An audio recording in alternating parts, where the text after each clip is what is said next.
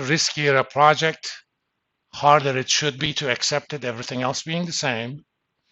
And I should also get an idea of, if I take this project, roughly I'm going to add 50 million to the firm's value, 500 million, whatever it is. We will start with pretty much the only criteria. No, criteria is the plural, I'm sorry.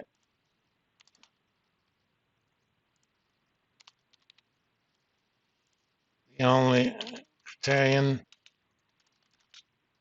that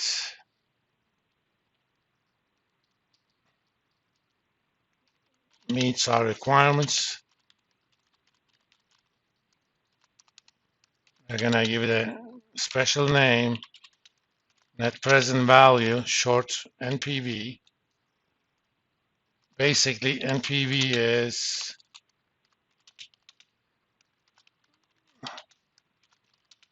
present value of all future cash flows given a risk-adjusted discount rate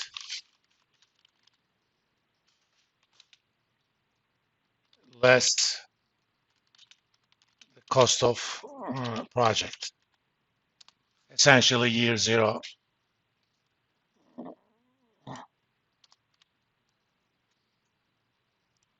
So if the cash flows are cash flow 1 through, or I don't have to go into that. Now let's take this project. I actually have a template. Let me post this template on Blackboard so that we can work on it together.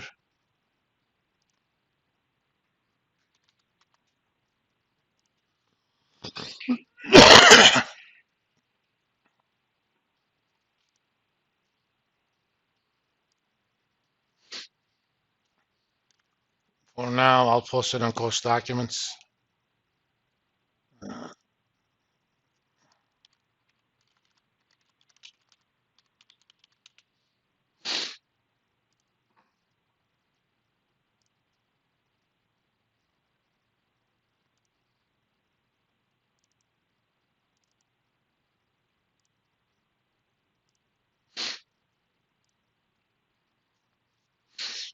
So if you want to open it and work with me, you're more than welcome.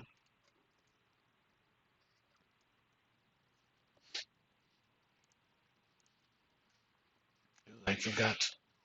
This is old.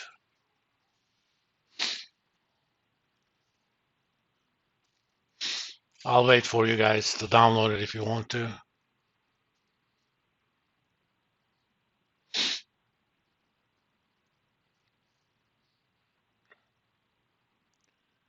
Now, in this project, in this template, the green cells are inputs, and red and blue and others you don't want to touch.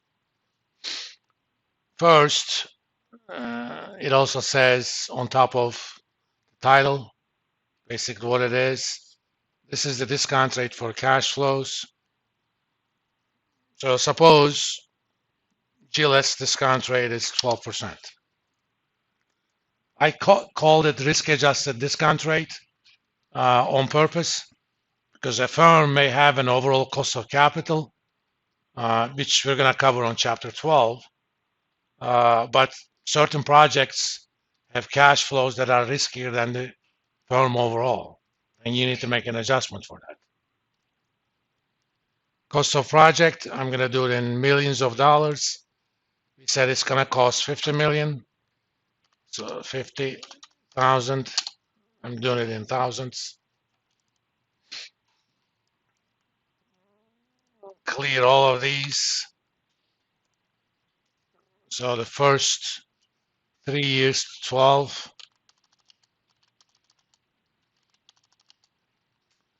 4720.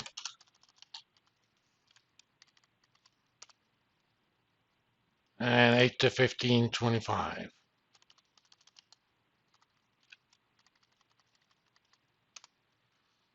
I just entered my inputs, right?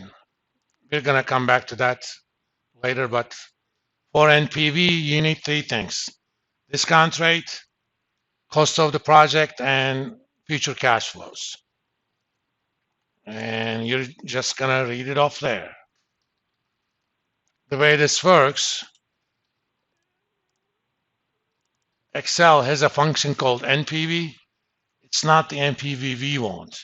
It's the present value of all the future cash flows, assuming the first one is one period. In one period, you just select them. Obviously, we need to add back negative of the cost of project, because the net present value we're talking about is different from what Excel is doing. But for your purposes, all you have to do is read it off. There's a little green traffic light over there. That actually means, according to NPV criteria, which I'm going to write, or NPV decision rule, you accept a project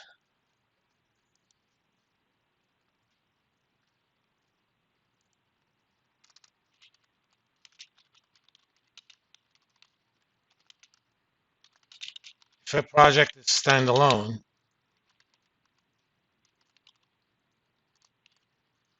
which means decision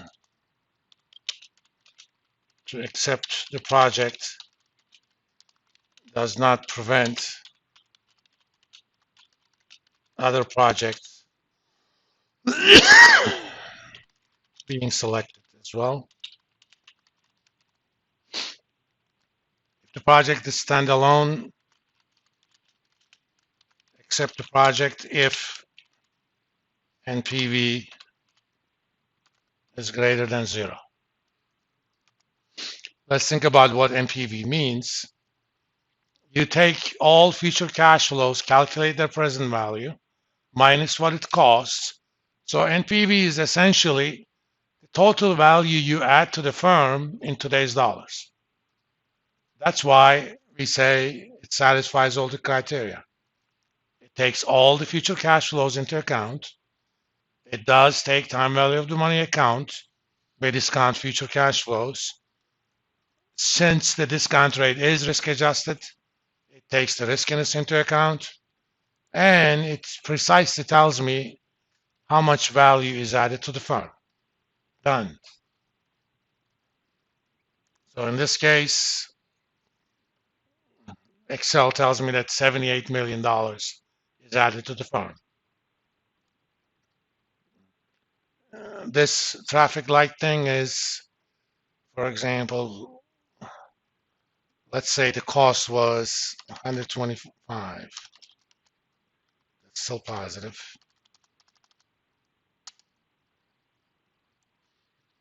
If it costs $130 million, net NPV is negative $1.7 million. But as you have seen, that traffic light has turned into red. That thing is called conditional formatting. Let me briefly show you how to do it if you're interested into that stuff. Let's say, let me put a number for now. Under the Home tab, there's a box over here next to number formatting. It's called conditional formatting. I'm going to do icon sets. I'm going to do 3 traffic lights like these. For now, it did something by default. You can say manage the rules. And you can have more than one rule on a given selection. I'm going to manage that rule. I'm going to basically say it's going to be based on the value or the number. If it's greater than 0, it's going to be green. Otherwise, if it's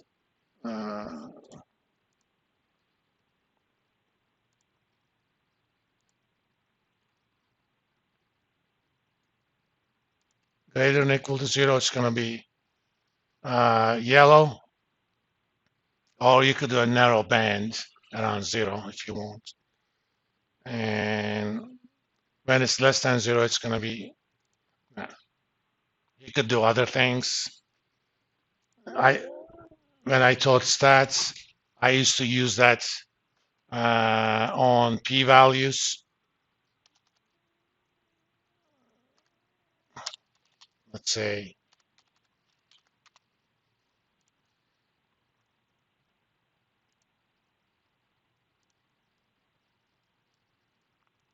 I used to do that with bars, from no bars to 4 bars. Data home.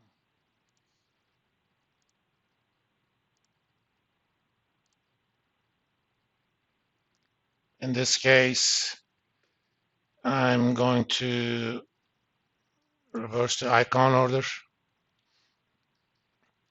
If it's greater than or equal to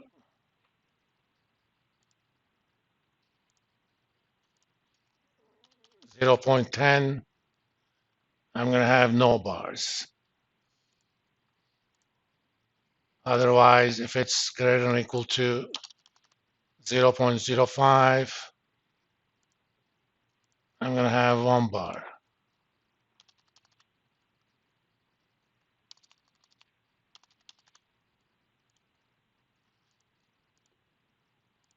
Otherwise, if it's greater than or equal to 0.025, 2 bars.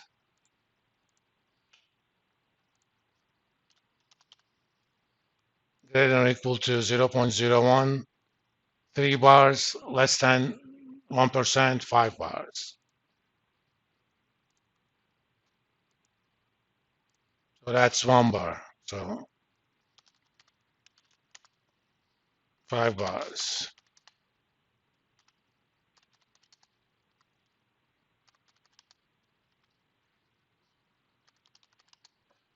And so on. These are nice ways to communicate little things about the numbers you have to the audience without actually saying too much. You're basically saying it is not important. I don't consider it statistically important. This means I consider it very important statistically. You know, you can decide what those criteria are. But in this case, all I want is a green light, red light, yellow. Okay. But I made these basically, yellow is precisely a certain number. Green is greater than 0, yellow is 0, and red is less than 0. Even that alone tells you what the decision is. This is the power of Excel. You can set things up. Your reader doesn't even have to know how that's done. Everybody can understand what a red light means. So NPV is easy to calculate. If there are multiple projects that are mutually exclusive,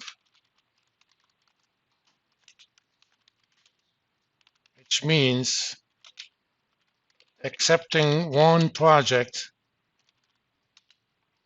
immediately implies that other projects should not be accepted.